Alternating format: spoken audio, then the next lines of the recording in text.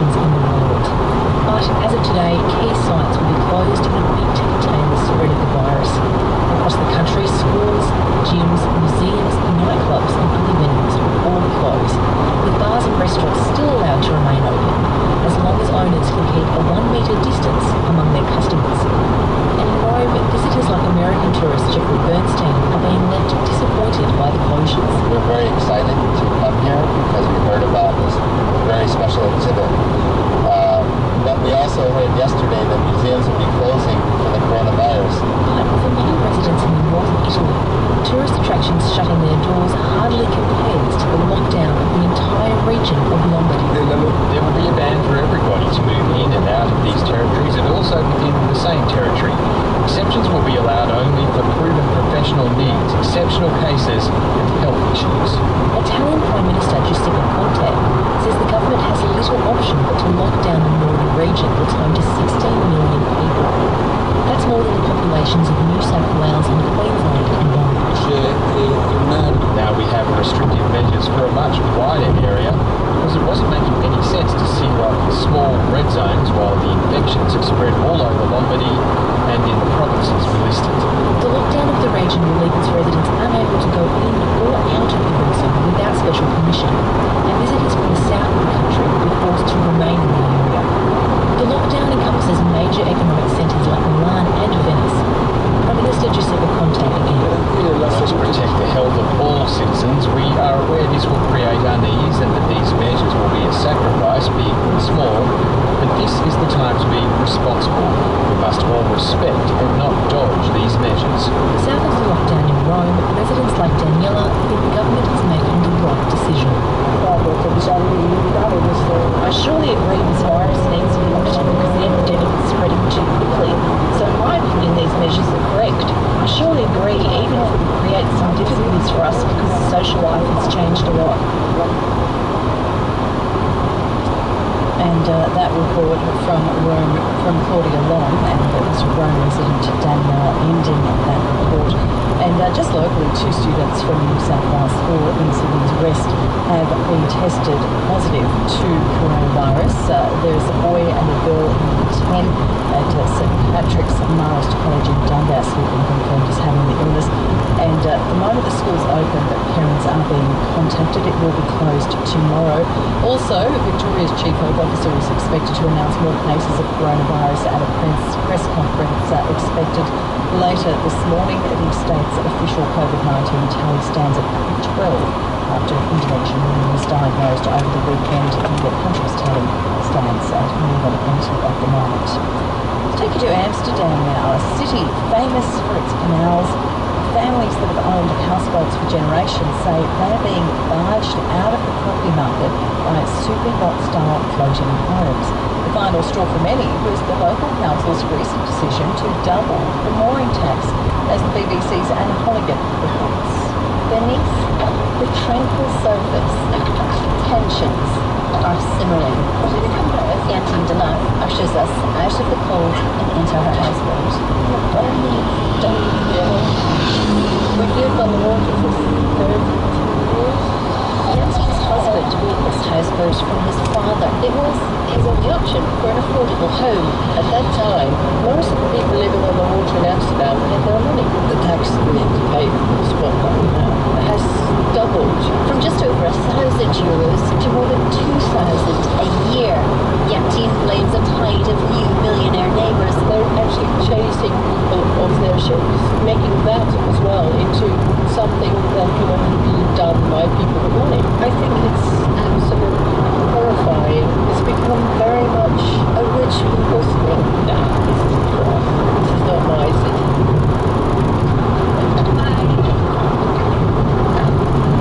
Heading down the canal now to meet Peter, who has been building these super yachts. Peter Bosgraaf, yacht and boat design. I'm a naval architect. These are just a few of my designs. She's built as a houseboat, but she builds super yachts. There's a lot of opposition to this super yacht. Yantine tenses the name of his neighbour who we just spoke to, Yantine Denaf. I don't want to talk about that. No, that's not talk. It's just a natural way to look at words. Ronja Bosgraaf, Peter's daughter. I was born on the show. I grew up here, this is my life. I don't think we should be afraid of change in the houseboat community. I think it would bring a lot of good climate neutral ships that are being built right now. And millionaires aren't pushing it out because in Amsterdam it's just really expensive to live on a houseboat.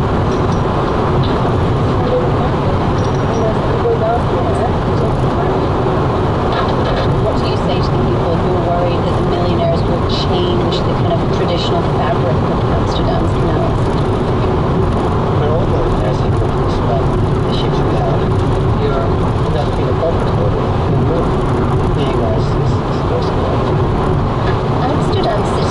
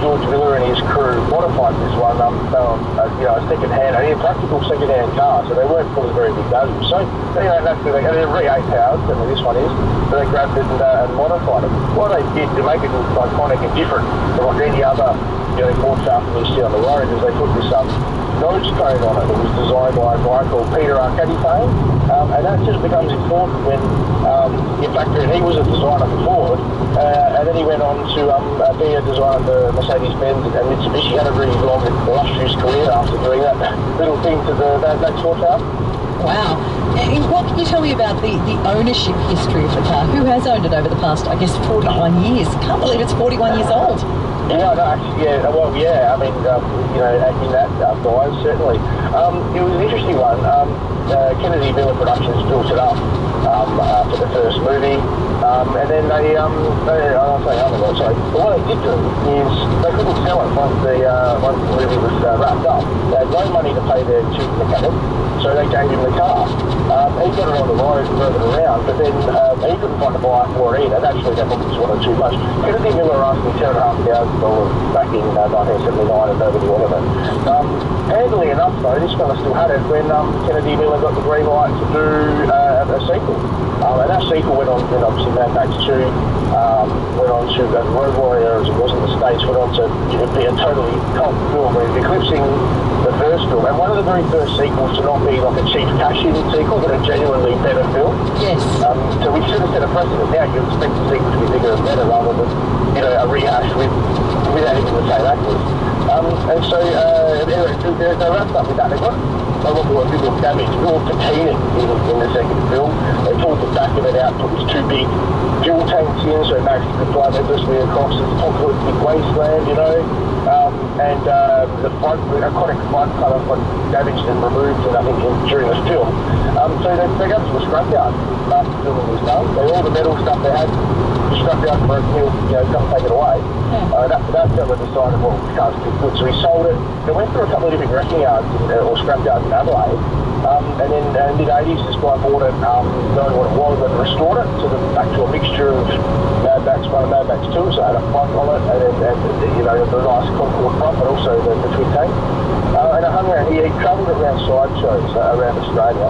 People paid $2 to go and have a look at it, and a lot of people by age, a lot of by, you know, demographic, and went and did that. I did it myself. I made it by, said, oh, it's not that car, you know. I paid the $2.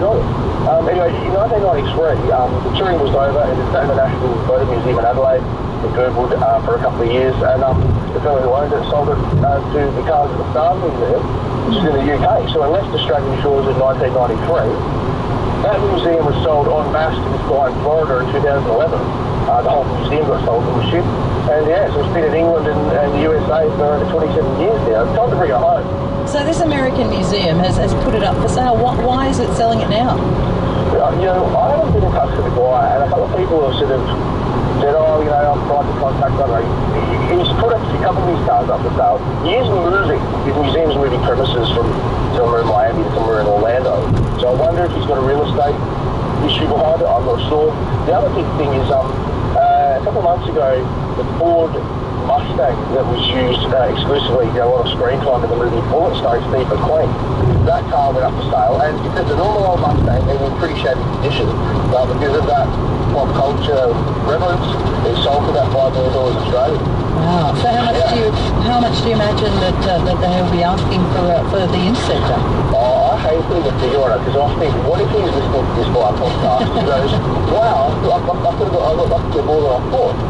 I'd be expecting, I think reasonably, like, given the sales of these cars, I mean, Bullet, the 50-year-old film with no further follow-up, and you know, it's still really highly revered, you know. Mad Max is a lot more relevant. We've got new films coming out. George Miller's now 3 more. He did that one in 2015. He's used the same shape that they built another version for it. So I think $2 million Australian would be very reasonable, given the nature of the vehicle. And as you mentioned, Dave, there's a campaign to bring it home to Australia. Where would you like to ultimately see it end up? Perhaps at the ACME or the National Museum? Yeah, no, absolutely. I mean, the National Museum's got a really good motoring section. You know, they've got all their vehicles they have, they try and keep in running order. They take them out and do display days and actually drive them around. They've got the very first Holden that was built in 1936, which, you know, the highly revered vehicle. And they pay good money for it because it's an important thing to preserve for the Australian people. And I think it's just the same. Yeah. For different reasons, obviously. It's got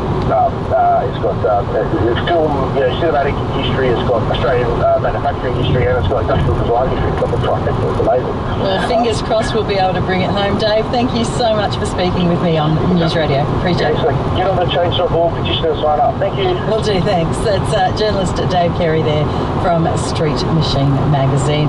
You're listening to ABC News Radio, where it is news time. This is ABC News Radio.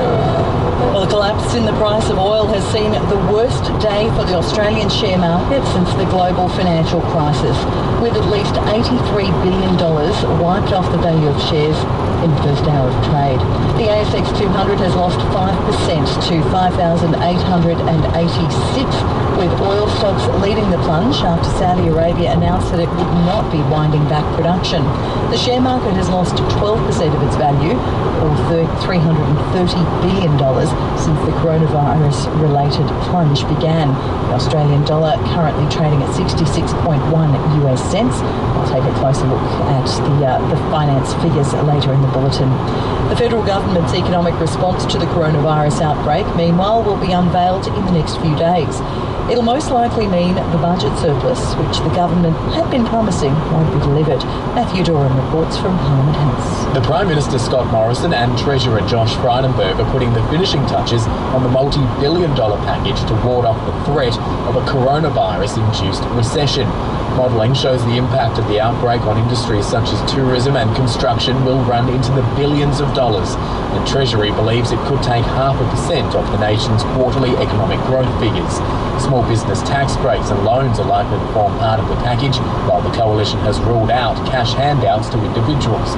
The package will most likely spell the end of the budget surplus, which was forecast for this financial year. There are growing calls for the federal government to offer New Start to some employees who are forced to stay at home due to the coronavirus. Concerns have been raised about how workers who don't get payments for leave will get by if they're required to isolate for a fortnight. Council of Small Business Organisations Australia Chief Executive Peter Strong says it needs to include wage support. And that's those employees without sick leave and those employees without recreation leave.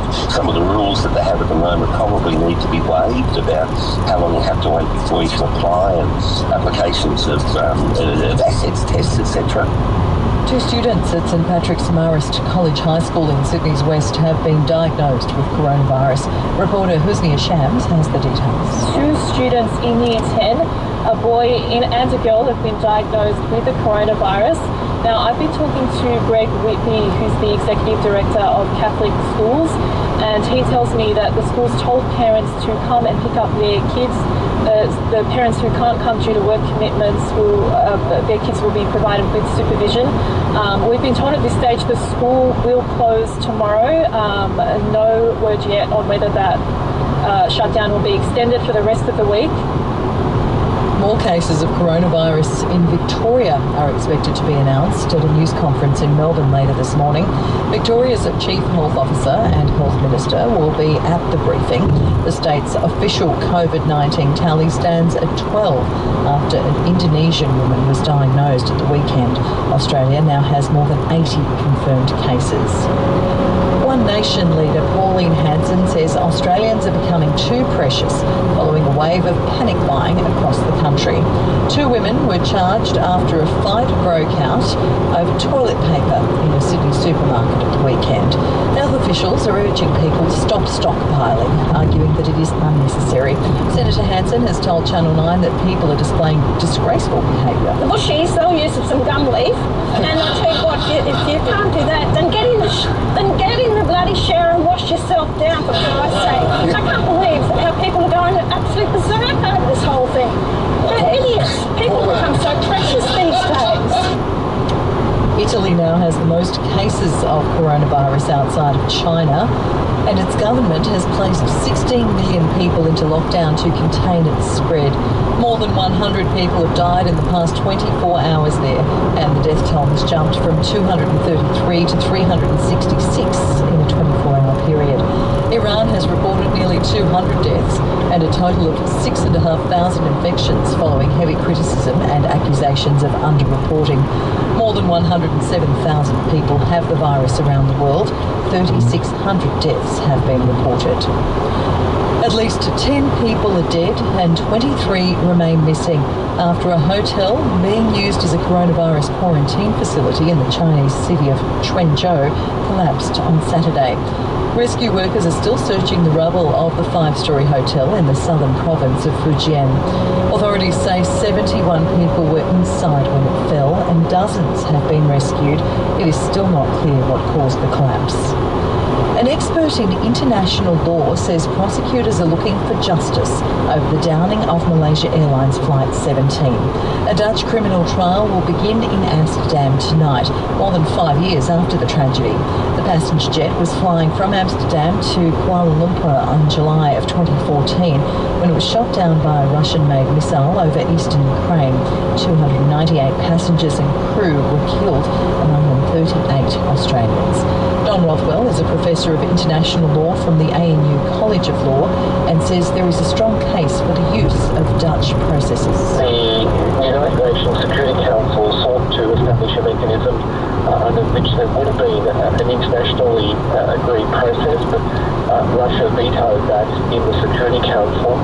So that really meant that if there was going to be any criminal charges, it had to occur at the national level, and there were a number of countries in which that could have taken place, but ultimately it was decided that Dutch processes were the most appropriate. A stable hand for Melbourne Cup winning trainer Danny O'Brien has died after his mount was hit by a car on Victoria's Surf Coast this morning. Elias Kluwer has the details. Danny O'Brien's stable was on cloud 9 just a few months ago when its gelding Vow and Declare won the Melbourne Cup. Now the stable says it's devastated after one of its strappers died this morning while riding a horse along 13th Beach Road in Conowari near Barwon Heads. Stable hand, a man aged in his 30s, died at the scene just before 7 o'clock. The driver and horse received minor injuries. WorkSafe and Victoria Police are investigating. In Queensland, Hannah Clark and her 3 children are being laid to rest at a funeral service in Brisbane's south side. Rachel Rieger reports they were murdered by her estranged husband last month. Family and friends are among hundreds of mourners who have gathered at City Point Church in Mansfield to farewell 31-year-old Hannah Clark and her 3 children, 6-year-old Aaliyah, 4-year-old Layana and 3-year-old Trey.